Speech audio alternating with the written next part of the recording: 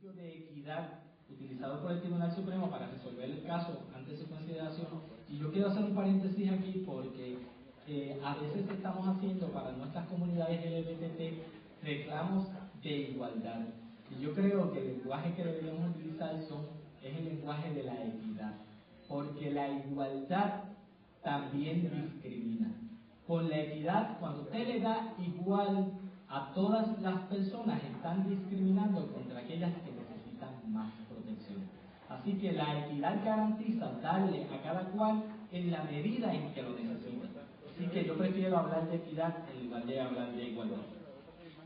El Tribunal Supremo, estos jueces mencionaron en su opinión, y estoy citando: al aplicar la equidad, también recurrimos a la ley mayor, nuestra Constitución, para guiarnos en la delineación y esclarecimiento de los principios de derecho aplicables a este caso. Nuestra convicción es que es imperativo aceptar la enmienda al certificado de nacimiento solicitada, que aceptar la enmienda al certificado de nacimiento solicitada tiene su génesis en la dignidad del ser humano y reivindicación de su respeto propio, su reclamo a la honra y reputación y el derecho a la intimidad. La dignidad abarca los más íntimos resguardos de la personalidad. Es requisito sine qua non del respeto propio, el bien más preciado de la persona moral. Si por razones que a veces escapan al entendimiento convencional, un ser humano busca integrar su psiquis mediante un proceso químico quirúrgico difícil, doloroso, traumático, pero absolutamente legal, a un aspecto físico que considera repugnante, es una falta de comprensión de su condición, respeto a su decisión y caridad para su sufrimiento, negarle reconocimiento a la realidad física y social resultante. Porque un cambio morfológico en el aparato genético no se da en el secreto de la mente, sino en la publicidad social cotidiana. Y cierro la cita. Es lamentable que a pesar de este reconocimiento de los derechos constitucionales que le asisten a una persona transexual en nuestro país, el mismo no se haya reconocido mediante opinión del tribunal y se haya dejado el asunto sin resolverse finalmente de manera categórica, provocando que cualquier otro transexual en una situación similar a la de Tantino Torres tuviera que someterse al mismo purgatorio, y uso las palabras del Supremo, como en efecto sucedió 5 años más tarde, según discutiré más adelante. En el mismo caso, el juez asociado Rebollo López,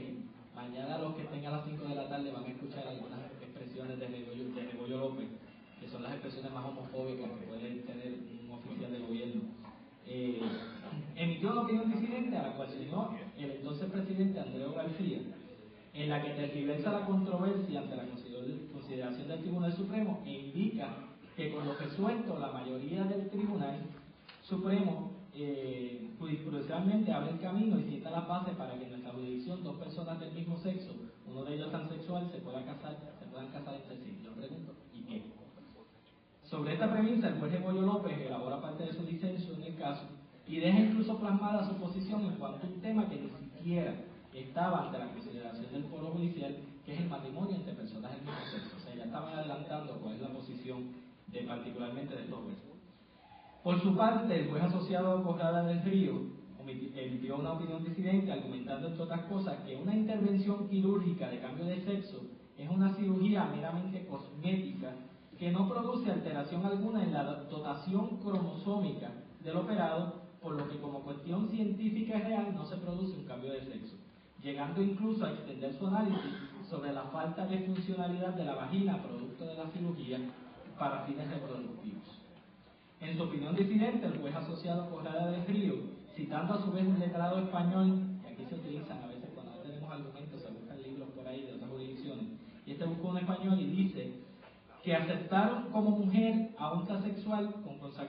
es como consagrar un comportamiento psicopatológico del que se sienta reencarnado en Napoleón, Buda, un animal o una planta. Eso lo dijo un juez del Tribunal Supremo de Puerto Rico. Nos parece que comparar la aceptación de la nueva realidad de una persona transexual con un psicópata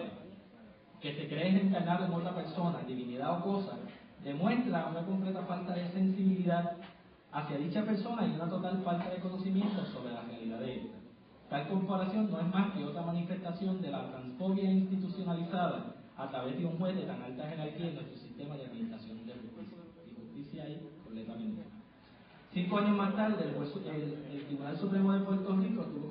nuevamente a una controversia como la atendida en el año 2000 y que hemos resumido anteriormente, y en este caso se trataba el caso de la persona transexual Alexandra Delgado Hernández, quien tras haberse sometido a una operación de reasignación de sexo presentó una petición ante el Tribunal Superior de Humacao para que se enmendara en su certificado de nacimiento el acento de inscripción que identifica su sexo como varón y su licencia de conducir para conformarlos a su nueva realidad. Solicitó además que dichos documentos reflejaran su nuevo nombre, Alexandra Delgado Hernández, y curiosamente ambas se llamaban Alexandra.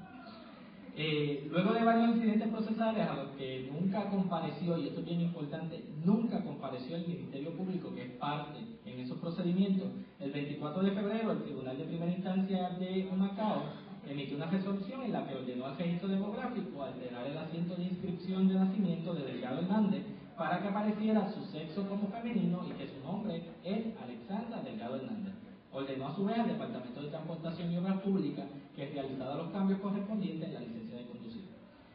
Luego de esta determinación, el Procurador General, que nunca compareció ante el Tribunal de Humacao y quien, dicho sea de paso, es nuestro actual Secretario de Justicia,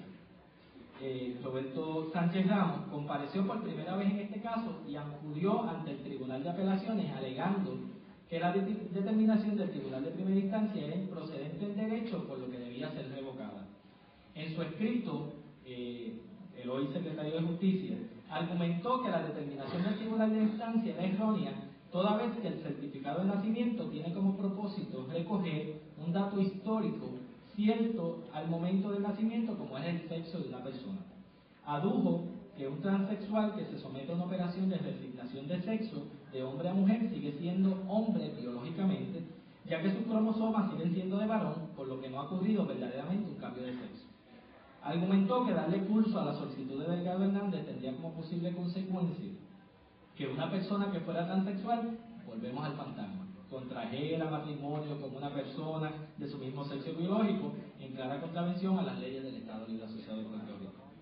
En su sentencia, el Foro Apelativo Intermedio concluyó que la Ley del Registro Demográfico de 1931 no contiene disposición alguna que permita que un certificado de nacimiento se enmiende para variar el sexo de una persona inscrita, en ausencia de circunstancias que indique que la anotación original fue producto de un error.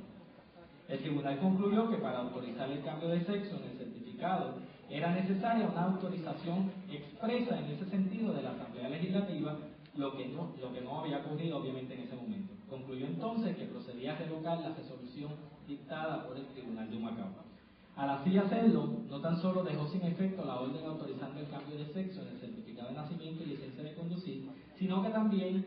el cambio de nombre también solicitado y autorizado por el Tribunal de Primera Instancia, a pesar de que ese asunto, el cambio de nombre, no estaba ante la consideración de ese tribunal. Fue de esta determinación que la parte peticionaria, Alexandra Hernández Torres, acudió al Tribunal Supremo, que mediante opinión suscrita por la juez asociada Anabel Rodríguez, que debió haberse inhibido porque era la jefa de Roberto Sánchez en el momento que él acudió ante el Tribunal de Apelaciones, y avalada curiosamente por el juez Hernández Tinton, que había apoyado la determinación del 2000, y los jueces asociados de Goyo López de nuevo, y el juez Rivera Pérez confirmó la sentencia dictada por el Tribunal de Apelaciones en cuanto a la determinación de no permitir el cambio de sexo en el certificado de nacimiento, pero revocó al apelativo intermedio en cuanto a lo relacionado al nombre. Así las cosas, Alexandra Delgado Hernández quedaría en sus documentos oficiales con un nombre femenino, pero con un sexo masculino, teniéndose que someter al escrutinio público cada vez que presentara cualquier documento de identidad. El Tribunal Supremo, a pesar de aparentar entender la difícil situación por la que atraviesan las personas transexuales en nuestra sociedad, le da la espalda y resuelve este caso contrario a como lo hizo en otros bajo iguales circunstancias tan solo 5 años antes. Como fundamento en este caso se plantea que la Ley de Registro Demográfico del año 1931 no permite que se haga el cambio solicitado por la peticionaria. En su opinión, el Tribunal Supremo sostuvo que la Ley de Registro Demográfico establece restrictivamente las únicas circunstancias en que se pueden realizar cambios en las anotaciones de datos vitales en el certificado de nacimiento y que la misma no daba margen para una interpretación liberal o expansiva de las disposiciones de la Ley de Registro Demográfico. Luego de este análisis del Tribunal Supremo, cabe preguntarse, ¿acaso esa ley de 1931 no era la misma ley que aplicaba en el año 2000? La contestación a este interrogante no puede ser otra que la arbitrariedad con la que nuestro más alto foro judicial atiende asuntos de tanta trascendencia para personas que tras tomar la difícil decisión de atemperar su cuerpo a su vida, mente y sentimientos, tienen que enfrentarse a la marginación jurídica y seguir viviendo sin que se les reconozca legalmente como lo que realmente son. Nuevamente, en este caso volvió a aparecer el fantasma que estuvo rodeando en la mente de algunos de los jueces del Tribunal Supremo en el caso de Andino Torres, pero en esta ocasión aparenta haber venido con mayor fuerza al extremo de que el motor que aparenta haber movido la discreción de la mayoría del tribunal para decidir de forma contraria como lo hizo en el año 2000 fue el fantasma del matrimonio entre personas del mismo sexo. Así lo expresa claramente el juez asociado Rivera Pérez en su opinión de conformidad en este